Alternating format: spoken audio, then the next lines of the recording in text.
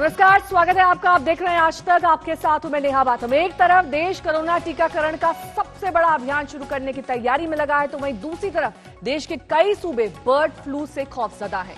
राजस्थान, हिमाचल प्रदेश, मध्य प्रदेश, केरल में बड़ी तादाद में परिंदों की अचानक मौत से कोहराम मच गया है। इन परिंदों में बर्ड फ्लू की पुष्टि के बाद आसपास के कई सूबों में अलर्ट जारी कर दिया गया है। इस बुलेटिन में हम आपको दिखाएंगे किस राज्य में बर्ड फ्लू को लेकर क्या गतिविधि है। शुरुआत करेंगे मध्य प्रदेश के साथ।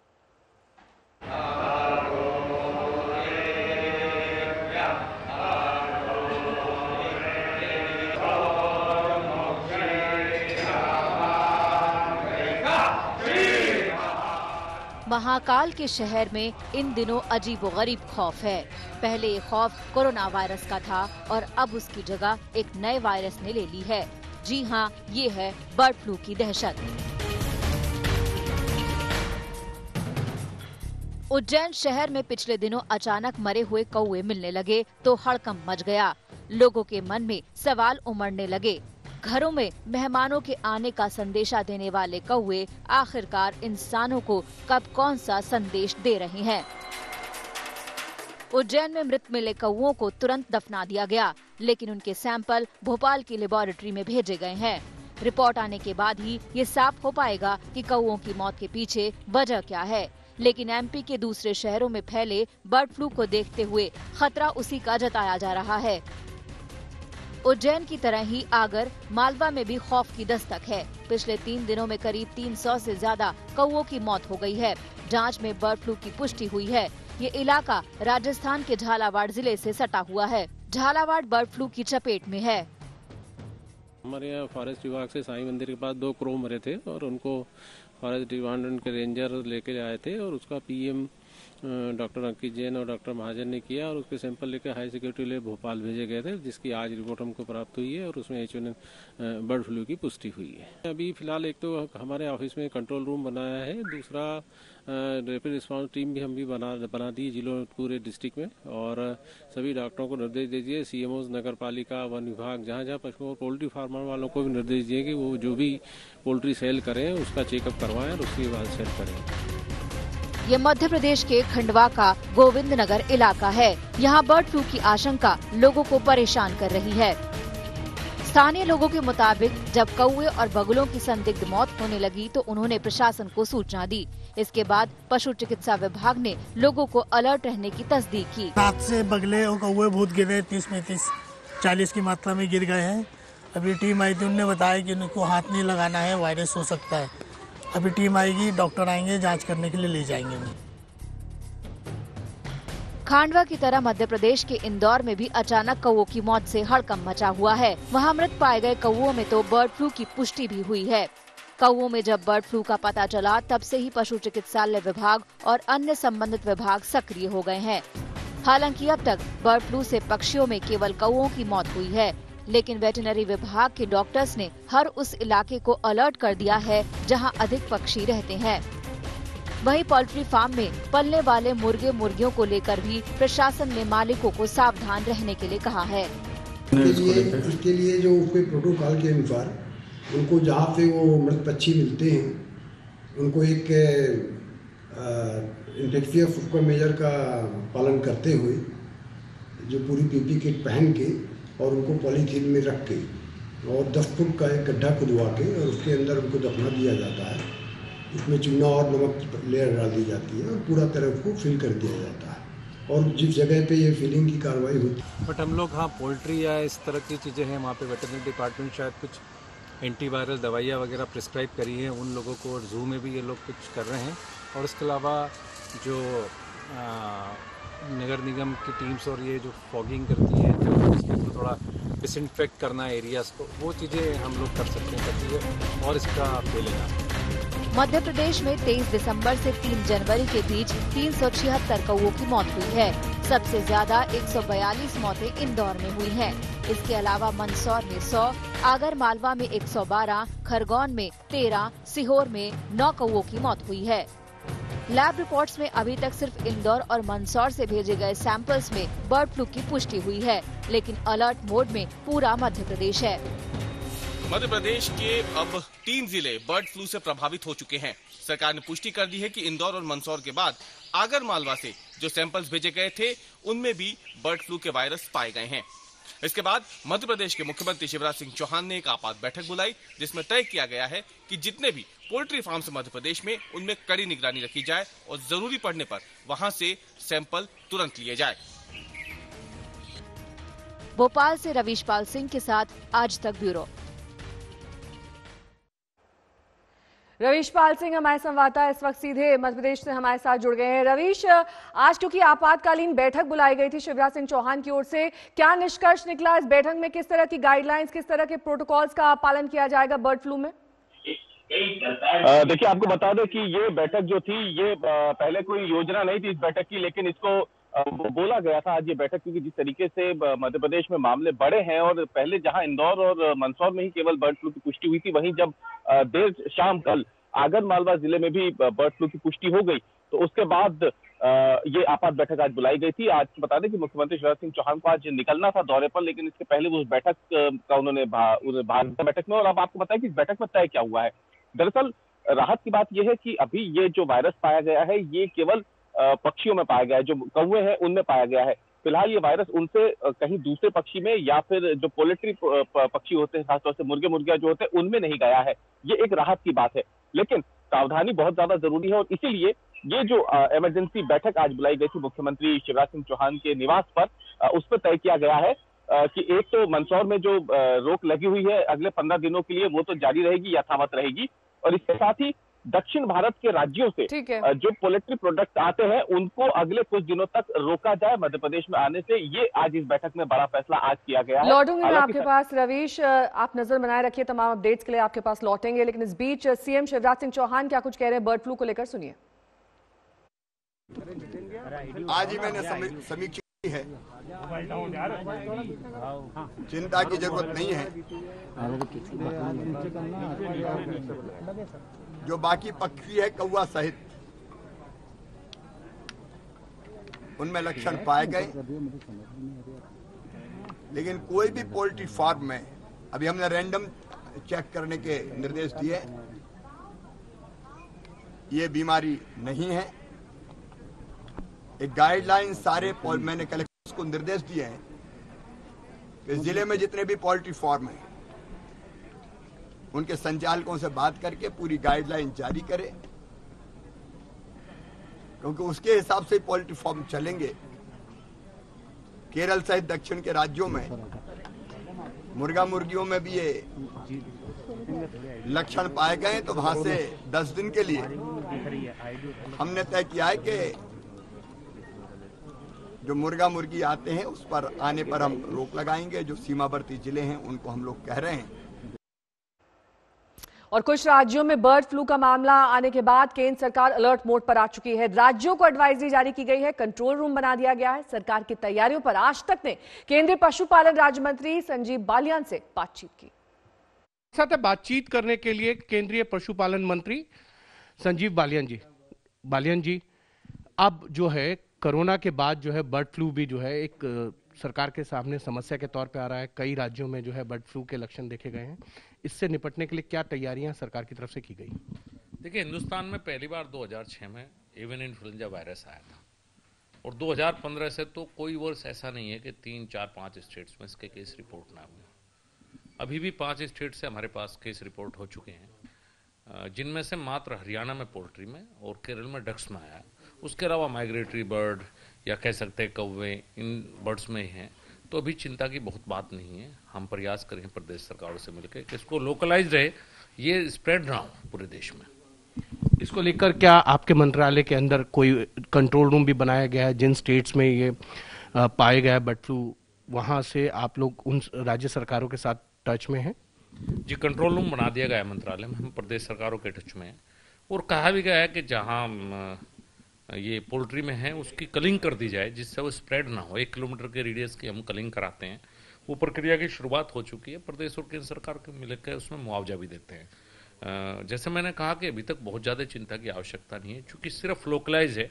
जो हमारे 30 कंपार्टमेंट पूरे देश में है पोल्ट्री के, जहाँ बड़े स्तर पर पोल्ट्री है, जैसे नमक्कल हो गया, तमिलनाडु में और जगह पे है, वहाँ से कहीं से किसी केस की कोई रिपोर्टिंग नहीं है। सावधानी बरतने की आवश्यकता है, ज़्यादा चिंता की आवश्यकता भी नहीं है। सरकार की तरफ से एडवाइजरी भी जारी की गई है, क्या आप आज तक के दर्शकों को बताना चाहेंगे कि किस तरीके से जो है एग से बनी जो चीज़ें हैं खाने की, उसको किस तरीके से बनाया जाए? देखिए, चिकन हो या एग हो, सावधानी से ग्लव्स के साथ उसको हैंडलिंग की जाए और उसके बाद उसको पका के उबाल कर अगर आप खाएंगे तो कोई भी संभावना इसके ट्रांसमिशन की नहीं है। ये जूनोटिक डिजीज है, लेकिन अच्छी बात यह है कि आज तक हिंदुस्तान में एवियन इन्फ्लुएंजा का मनुष्य में स्प्रेड का कोई भी केस आज तक देश में रिपोर्टिंग पहले भी नहीं हुआ है अभी आज तक। ये थे केंद्रीय मंत्री संजीव बालियान।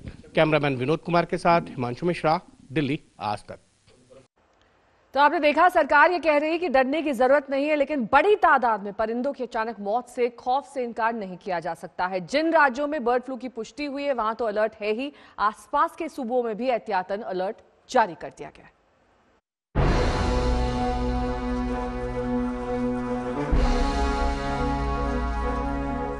कोरोना वायरस ने नाक में दम मचा रखा था कि भारत के कई राज्यों में बर्ड फ्लू की दहशत फैल गई। राजस्थान, केरल, मध्य प्रदेश और हिमाचल प्रदेश में बर्ड फ्लू के कंफर्म केस मिले हैं। गनीमत ये है कि अब तक इंसानों में बर्ड फ्लू का एक भी मामला सामने नहीं आया है, लेकिन लगातार पक्षियों की मौत से हड़कंप मचा हुआ है। पक्षियों में बर्ड फ्लू से मौत की सबसे खतरे वाली रिपोर्ट हिमाचल प्रदेश से है। हिमाचल प्रदेश के पौंग डैम में मृत पाए गए पक्षियों में H5N1 वायरस होने की पुष्टि भोपाल की लैब ने की है। कांगड़ा के पौंग डैम में 1700 प्रवासी परिंदों की मौत को लेकर ये जांच की गई थी। अब पौंग डैम में पक्षियों की मौत का आंकड़ा 2000 के पार चला गया है। एहतियातन पूरे इलाके को सील करना पड़ा है। उसको टोटली जो है वो प्रतिबंधित कर दिया गया। जहाँ फिशिंग वहाँ पर होती है, फिशरमैन को भी वहाँ आने जाने पर जो है वो रोक लगा दी गई और 9 किलोमीटर का जितना भी जो एरिया है उसको भी जो है वो सर्विलेंस जोन में जो है वो ले लिया गया है। अब हमने 119 कल नए सैंपल जो है वो पोल्ट्री से जो है वो उठाए हैं और उनको जो है वो जालंधर लैब में जो है वो भेजा है। पौंग डैम में बर्ड फ्लू की पुष्टि के बाद हिमाचल सरकार ने पंजाब, हरियाणा, राजस्थान, जम्मू कश्मीर, उत्तराखंड और दिल्ली को अलर्ट करने के साथ साथ विदेश मंत्रालय को रिपोर्ट भी दी है। डैम में central Asia, Siberia, Mongolia, Europe के कई देशों से पक्षी आते हैं। वाइल्ड लाइफ है, गीस सीगियां हैं, माइग्रेटरी बर्ड है। ਤੁਸੀਂ ਆਪ ਨਿਊਜ਼ਪੇਪਰ ਤੇ ਪੜਿਆ ਹੋਣਾ। ਹਾਂਜੀ ਹਾਂਜੀ ਬਿਲਕੁਲ ਮਾਈਗ੍ਰੇਟਡ ਹੀ ਜ਼ਿਆਦਾ ਮਾਈਗ੍ਰੇਟਰੀ ਬਰਡ ਹੈਗੇ ਔਰ ਉਹਦੇ ਵਿੱਚ ਜਦੋਂ ਇੱਕ ਵਾਰੀ ਡਿਕਲੇਅਰ ਕਰ ਦਿੰਦੀ ਹੈ ਗਵਰਨਮੈਂਟ ਆਫ ਇੰਡੀਆ ਨੇ ਰਿਪੋਰਟ ਭੇਜਤੀ ਹੈਗੀ ਆ ਤੇ ਉਹਦੇ ਵਿੱਚ ਜਿਹੜਾ ਉਸ ਏਰੀਆ ਨੂੰ ਆਪਾਂ ਕਰ ਦਿੰਦੇ ਆ, ਮਤਲਬ ਕਿ ਨੋਟੀਫਾਈ ਕਰ ਦਿੰਦੇ ਆ। इस बीच हरियाणा के पंचकुला में रहस्यमय तरीके से 1 लाख मुर्गियों और चूजों की मौत को लेकर लैब रिपोर्ट का इंतजार किया जा रहा है। पंचकुला के बरवाला को पोल्ट्री बिजनेस का गढ़ माना जाता है। यहाँ से चिकन और अंडों की सप्लाई पंजाब, हरियाणा, चंडीगढ़ समेत आसपास के कई अन्य इलाकों में भी होती है। लेकिन पिछले करीब 1 महीने से यहाँ पर लगातार मुर्गियों और चूजों की संदिग्ध तरीके से मौत का सिलसिला जारी है। हरियाणा सरकार के पशुपालन और स्वास्थ्य विभाग ने मृत पाई गई मुर्गियों और चूजों के सैंपल जांच के लिए जालंधर और भोपाल की लैब में भेजे हैं। हिमाचल में बर्ड फ्लू की पुष्टि होते ही न सरकार सिर्फ सतर्क हो गई है बल्कि एहतियात के तौर पर सख्त कदम भी उठाने शुरू कर दिए हैं। पौंग डैम के इलाके में मछली पकड़ने पर पूर्ण प्रतिबंध लगा दिया है, तो साथ ही 8 किलोमीटर के इलाके को अलर्ट जोन डिक्लेयर करते हुए वहां पर अंडा, मछली और चिकन की बिक्री पर पूर्ण रूप से प्रतिबंध लगा दिया गया है। साथ ही अब पूरे राज्य से मुर्गियों और अन्य पशु पक्षियों के सैंपल भी लिए जा रहे हैं। हिमाचल प्रदेश की तरह राजस्थान के कई जिलों में भी बर्ड फ्लू का खौफ पसरा हुआ है। इसमें सबसे अहम केंद्र है झालावाड़। राजस्थान के झालावाड़ में 250 से अधिक कौवे मृत पाए गए हैं और वहां के सैंपल में बर्ड फ्लू की पुष्टि भी हुई है। इसके बाद पूरे इलाके को जीरो मोबिलिटी घोषित कर दिया गया।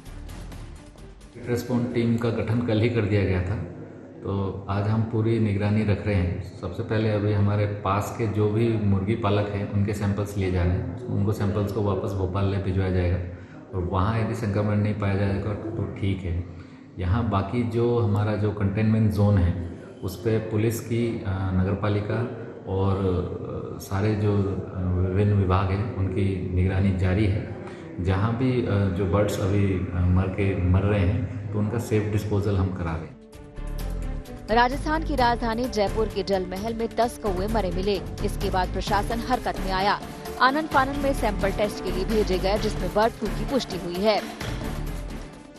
राजस्थान में महज 5 दिनों में 15 जिलों तक बर्ड फ्लू का खतरा मंडराने लगा है। लगातार पक्षियों की मरने की घटनाएं सामने आ रही है। 5 दिनों में 1200 से ज्यादा पक्षियां मर चुकी हैं। जयपुर, पाली, कोटा और झालावाड़ में बर्ड फ्लू की पुष्टि हो चुकी है। इसके अलावा कई जिलों से खबरें आ रही हैं जहां पर लगातार पक्षियां मर रही हैं। बर्ड फ्लू का खौफ देश के जिन सूबों को सबसे ज्यादा परेशान कर रहा है उनमें केरल भी शामिल है। बर्ड फ्लू के संक्रमण की पुष्टि के बाद मुर्गियों की किलिंग यानी उन्हें मारने की कार्रवाई की जा रही है। केरल के अलापुझा और कोट्टायम में बर्ड फ्लू के मामलों की पुष्टि हुई है। केरल की आलपुझा और कोट्टयम डिस्ट्रिक्ट्स में बर्ड फ्लू के कारण बड़ा नुकसान हुआ है। इसकी प्रभावित रीजन्स में लगभग 30,000 पोल्ट्री और बर्ड्स को कल करने की प्रोसेस अभी भी चल रहा है। आज का मॉर्निंग कैबिनेट ने इसकी प्रभावित वो जो पोल्ट्री फार्मर्स को अफेक्ट हुआ है उन लोगों को कॉम्पेंसेशन देने की एक डिसीजन भी ले लिया है। कोरोना काल में आए इस नए खतरे से हड़कंप है। केंद्र सरकार ने सभी राज्यों और केंद्र शासित प्रदेशों को एडवाइजरी जारी कर मामले को गंभीरता से लेने के लिए कहा है। पक्षियों की निगरानी करने और बर्ड फ्लू रोकने का एहतियाती कदम उठाने के निर्देश भी दिए गए हैं। आज तक ब्यूरो। कांग्रेस पार्टी देसी वैक्सीन पर लगातार सवाल खड़े कर रही है। कांग्रेस पार्टी के नेता मनीष तिवारी ने कहा कि जिस वैक्सीन के तीसरे फेज का ट्रायल ही नहीं हुआ उसे मंजूरी कैसे दे दी गई। इसका जवाब आज आईसीएमआर ने दिया, लेकिन बीजेपी सियासी पलटवार करने से नहीं चूकी।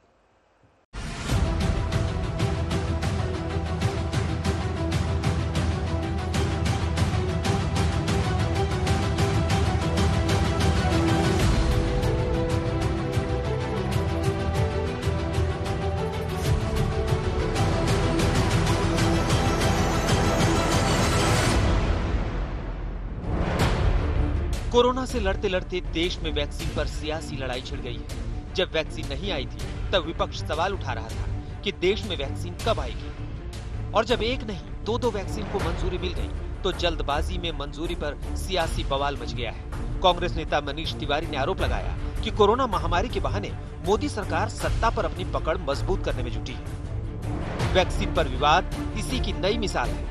वहीं बीजेपी ने पूछा कि कांग्रेस को देश के वैज्ञानिकों पर भरोसा क्यों नहीं है। कोई व्यक्ति वैक्सीन नहीं लगवाएगा अगर उसकी विश्वसनीयता के ऊपर प्रश्न चिन्ह, और ये प्रश्न चिन्ह बहुत ही संजीदा जो एपिडेमोलॉजिस्ट हैं, वायरोलॉजिस्ट हैं, विशेषज्ञ हैं, ये सवाल उन्होंने उठाए और इससे भारत की अंतर्राष्ट्रीय छवि के ऊपर भी एक बहुत बड़ा प्रश्न चिन्ह लगा है। जब जनता भारतीय जनता पार्टी को जिताती है तो जनता पर भी कांग्रेस पार्टी को भरोसा नहीं होता है। वैक्सीन जब आता है तब वैक्सीन पे भरोसा नहीं होता है। जब हिंदुस्तान की जनता कोरोना वॉरियर के प्रोत्साहन के लिए ताली और थाली और दीप का सहारा लेते हुए उन्हें प्रोत्साहित करती है तो कांग्रेस पार्टी को कोरोना वॉरियर पे भरोसा नहीं होता है। आखिर कांग्रेस पार्टी का भरोसा किस पे है? बंधुगण, कांग्रेस पार्टी का एकमात्र सहारा और उनका केवल और केवल विश्वास गांधी परिवार को छोड़ के और किसी पे नहीं है। मनीष तिवारी से पहले शशि थरूर और जयराम रमेश जैसे कांग्रेस के कुछ नेताओं ने कोवैक्सीन को ट्रायल कंप्लीट हुए बिना मंजूरी देने पर सवाल उठाए थे। इसी के बाद से बीजेपी विपक्ष पर हमलावर है। अब कांग्रेस ने प्रधानमंत्री नरेंद्र मोदी को ही स्वदेशी पर चुनौती दे डाली है। जब मरने की स्थिति होगी तब तो मैं जरूर लगवा लूंगा, मगर मेरा स्टेटमेंट जो मैंने दिया था उसका कोर था कि प्रधानमंत्री जी स्वदेशी की बात करते हैं, तो मेरा उनसे था कि जो अपने स्वदेशी साइंटिस्ट हैं, डॉक्टर्स हैं, उन्होंने भी वैक्सीन को इतिहास किया है। आई थिंक उसको प्रमोट नहीं कर रहे। बेटर ये होता कि जो इंडियन साइंटिस्ट और डॉक्टर्स हैं वो प्रमोट करते तो वैक्सीन हल्ती और मेरे हिसाब से सस्ती भी होती वो। इससे पहले अखिलेश यादव वैक्सीन को बीजेपी की वैक्सीन बताकर घिर गए थे। आखिरकार अखिलेश यादव को बैकफुट पर जाना पड़ा था। समाजवादी पार्टी या मेरा खुद का बयान किसी भी साइंटिस्ट, किसी भी वॉलंटियर जो लोग उसमें शामिल हुए हैं, चाहे वो किसी तरह के एक्सपर्ट्स हों, उन पे किसी पे सवाल नहीं है। सवाल भारतीय जनता पार्टी पर है, क्योंकि भारतीय जनता पार्टी ने जो जो फैसले लिए हैं वो फैसलों पर जनता को भरोसा नहीं है। अपने बयान को लेकर सफाई के बाद भी अखिलेश यादव को तंज झेलने पड़ रहे हैं। बिहार के मुख्यमंत्री नीतीश कुमार के साथ ही संजय राउत भी उन्हें नसीहत दे रहे हैं। लेकिन अखिलेश यादव इसको भाजपा का वैक्सीन बता रहे हैं, बोले नहीं लेंगे। अब देखिए भाई कौन क्या बोलता है, आपको उसको आप तो शुरू से जानते हैं मेरी कोई दिलचस्पी नहीं है। किसी को कुछ बोलने की आदत होती है तो बोलने से वो खबर छपता है, तो इस सब के चलते लोग बोलते हैं। वो तो जिसकी जो इच्छा बोलता रहे। ये अपनी अपनी इच्छा से लोग करते हैं। शायद अखिलेश यादव जी सुपरमैन है, हीमैन है, उनको वैक्सीन की जरूरत नहीं है। वैक्सीन पर कोई पार्टी या नेता का शिक्का नहीं होता है। वैक्सीन को लेकर सियासी सवाल और बयान तब आ रहे हैं जब देश अगले कुछ दिनों में कोरोना के खिलाफ टीकाकरण का अभियान शुरू करने वाला है। केंद्रीय स्वास्थ्य मंत्रालय ने दिल्ली में प्रेस कॉन्फ्रेंस कर उम्मीद जताई कि 13 या 14 फरवरी से देश में टीकाकरण की शुरुआत हो सकती है।